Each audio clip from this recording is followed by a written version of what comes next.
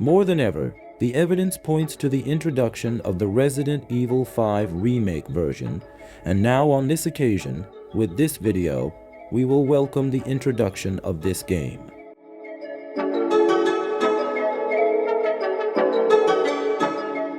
If you've played Resident Evil 5 as a co-op and two-player experience, you know how fun the two-player experience was, and it's undoubtedly one of the best story-based co-ops. Chris and Shiva had the right chemistry and went through different adventures during different stages of the game. Thanks to the ability to move items between the two characters, the ability to buy and upgrade different weapons and equipment, we could easily have a fun and engaging two-player experience in Resident Evil 5.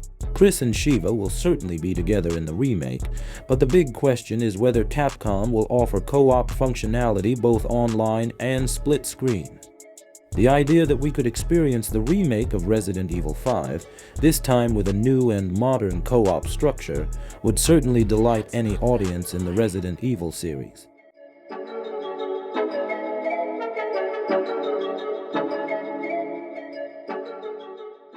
Personally, I'm somewhat likely to say that Capcom will probably adopt the separate ways for two Resident Evil 5 DLC expansions, Lost in Nightmares and Desperate Escape, and put them together as a paid DLC after the original title is released. However, in the first place, I hope that Capcom will not refuse to recreate these two expansions for any reason, and under any circumstances, we can experience these short but attractive expansions. The ideal scenario is that the two DLCs, or at least Lost in Nightmares, will be included in the remake itself, either in flashback or separately, because the DLC is a very important precursor to the fate of Jill and Wesker, and without it, the story of the game would not be fully narrated.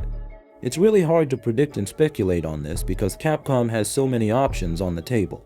Combining the DLCs with the main story itself for a more coherent and deeper narrative, placing these two DLC in the extra section, or releasing these two DLC as a paid bundle. Of course, since these two DLCs are short and have 2 hours or less of content, if Capcom decides to release these two DLCs in a paid format, we should see the expansion of these DLCs in terms of content and combat sequences to justify their possible monetary value.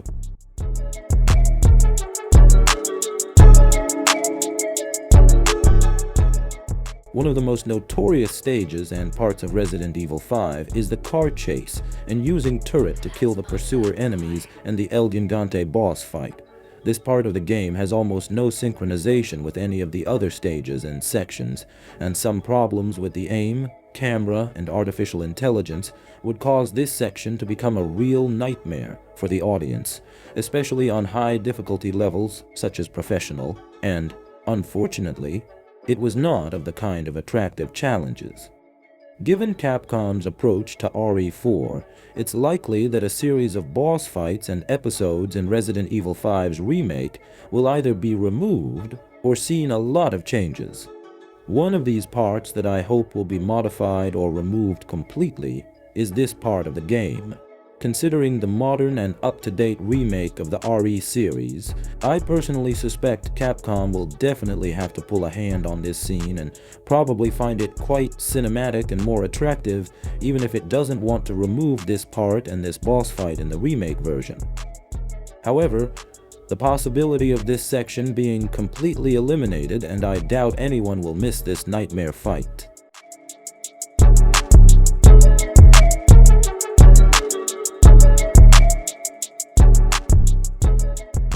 Version 5 hosted one of the most controversial inventory systems and data management mechanisms in the entire series. A series of audiences liked the simplicity and limitations of inventory, and on the other hand, many also had problems with the UI, limitations, and lack of inventory upgradability. Personally, I strongly believe that the inventory mechanism, if implemented intelligently, will become one of the most interesting parts of a survival horror work. But the point to note is that Resident Evil 5 is by no means a survival horror game, and from the structure and design of the stages to the atmosphere, the amount of ammunition and items, this is undeniable. That's why the use of inventory with 9 vacancies did not match the structure and action space of the game, and worst of all, even the bulletproof vest and melee vest occupied one of the inventory sections, which made it harder. Personally, I think that the inventory mechanism in the remake version definitely needs to undergo major changes. If the game continues to gravitate toward action and more crowded battles, the inventory system should be more flexible and provide more facilities to the audience. Using Resident Evil 4 Remake's inventory system, the inventory case can be one of those solutions. Or we could see an upgradable inventory mechanism that provides more slot as the game progresses. On the other hand, if the remake is going to darken the game and move from action to survival horror, the Resident Evil 2 and Resident Evil 3 make-up inventory systems could be a good choice. Either way, there's an undeniable truth. We can't continue to see the same old inventory in the remake version.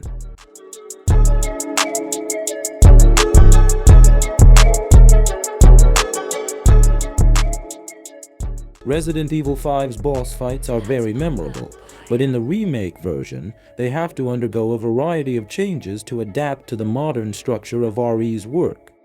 Some of these boss fights, such as Ouroboros, don't require such drastic changes and need to make some general changes in terms of level design. On the other hand, some boss, especially Popokorimu, the Flying Centipede, Irving boss fight, and U8 boss fight, require basic variations and expressions, and must move away from the over-exaggerated mode of the original and become more modern, cinematic, and realistic. Of course, Capcom may remove at least one of the game's inhumane fights due to design changes, which is a bit unlikely given the game's story and events. But in any case, almost all of the game's bosses should see a lot of changes and stay as far away from the exaggerated structure of the original as possible.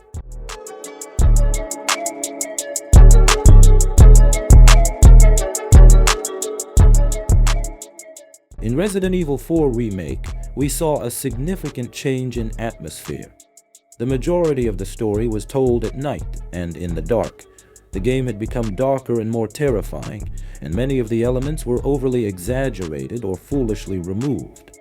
I hope that Capcom will do the same in Resident Evil 5.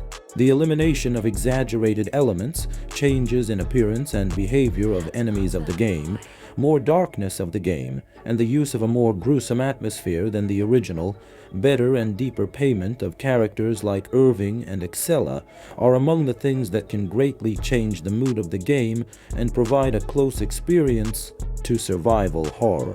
It's clear that at its heart, Resident Evil 5 can't be transformed into a fully survival horror, and action is intertwined in the fabric of the work. Let's not forget that this is a continuation of the path that Resident Evil 4 founded. On the other hand, it can be hoped that exploration, at least in the parts and stages where the game environment becomes a little bigger, and we will witness mysteries and other interesting things. Of course, due to the narrative nature of the game, we cannot expect classic and traditional stage design.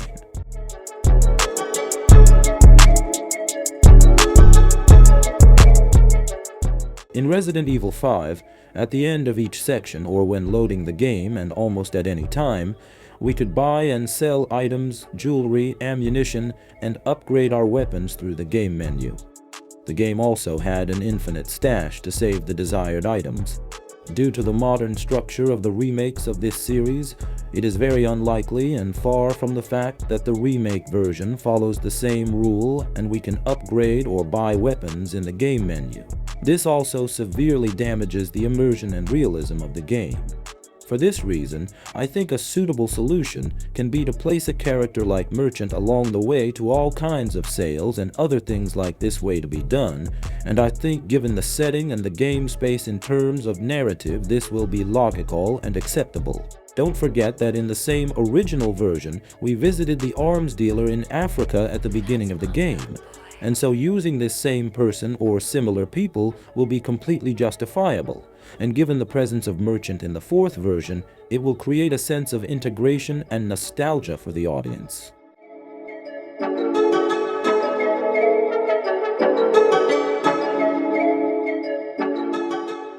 Some of the characters in the original didn't have that much maturity and payoff, and I think some relationships like Wesker and Excella's didn't pay off as much as they should.